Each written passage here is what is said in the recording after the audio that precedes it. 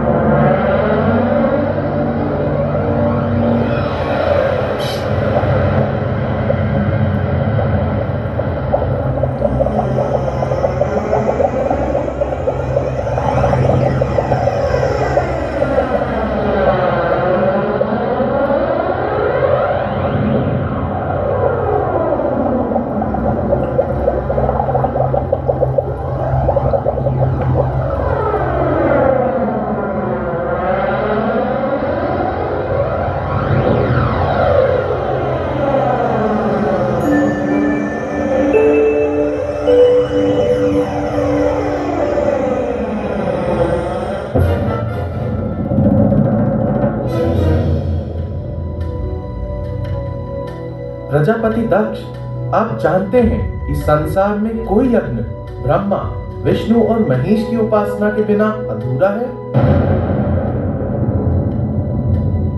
मेरे समक्ष संसार बनाने वाला ब्रह्मा और उसकी रक्षा करने वाला विष्णु विराजमान है, तो उसे उजाड़ने के लिए शिव को क्यों बुलाया जाए? अपनी स्वयं की पुत्री को ना बुलाने की क्या वजह देंगे आप? भूल गए होंगे। एक ऐसा महायज्ञ जिसमें दुनिया का हर महत्वपूर्ण राजा देवता आमंत्रित और उपस्थित है। ऐसे अवसर पर राजा दक्ष अपनी पुत्री को बुलाना भूल गए। महादेव, मैंने प्रण लिया है कि मैं अपने पिता के यज्ञ में जाऊंगा। माफ करना सती, इस प्रण को निभाने में मैं तुम्हारा साथ नहीं दे सकता, परंतु सहायता के लिए नंदी और कुछ भूतगण भेज सकता हूँ।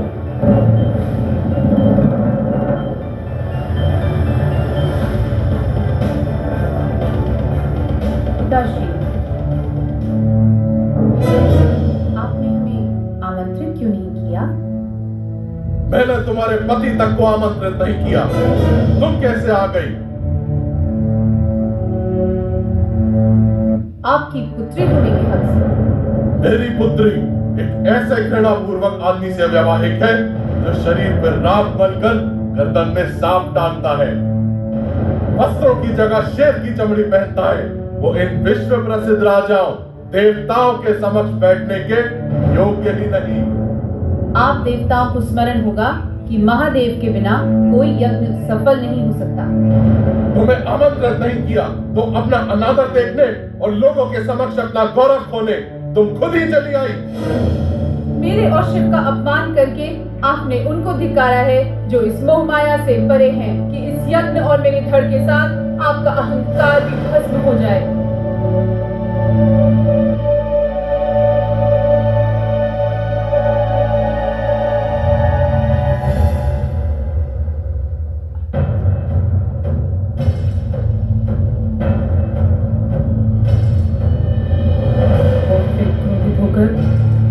मां सती ने हवन कुंड में अपने प्राण त्याग दिए।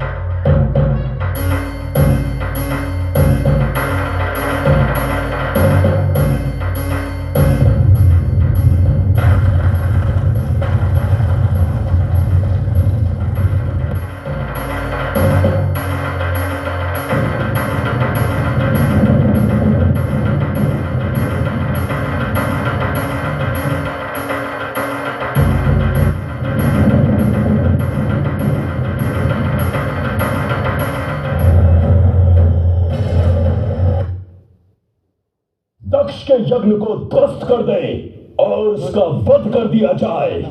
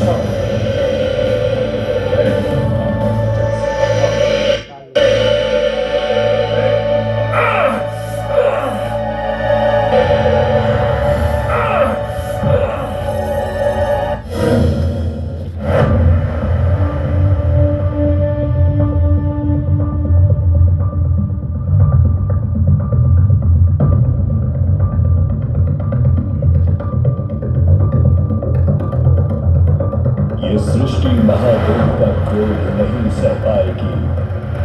अगर महादेव की यही दशा रही तो धरती और संसार का।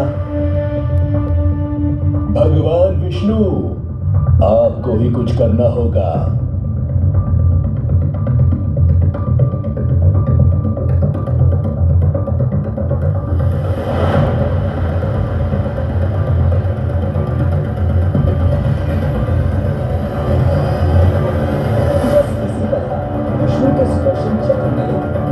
के धड़ के 51 हिस्से किए और महादेव को उनके शोक से मुक्ति मिली। जहां जहां वे हिस्से विराजमान हुए वहां शक्ति पीठों की स्थापना की गई। सभी देवताओं ने महादेव से माफी मांगी और प्रार्थना की कि दक्ष को वापस जीवित कर उसका यज्ञ प्रारंभ और पूर्ण करवाया जाए। महादेव ने शांति पूर्वक सोचा और दक्ष के धड़ पर बकरी के सर का संश्लेषण कर उसको जीवित किया। ये था शिव तांडव का परिणाम मां सती दहन के पश्चात। इसी तरह हुई कथा की समाप्ति। अब यात्रीगण भक्तजन दर्शन के रास्ते प्रस्थान करें और मां सती प्रभु शिव का जाप करें। नारायण।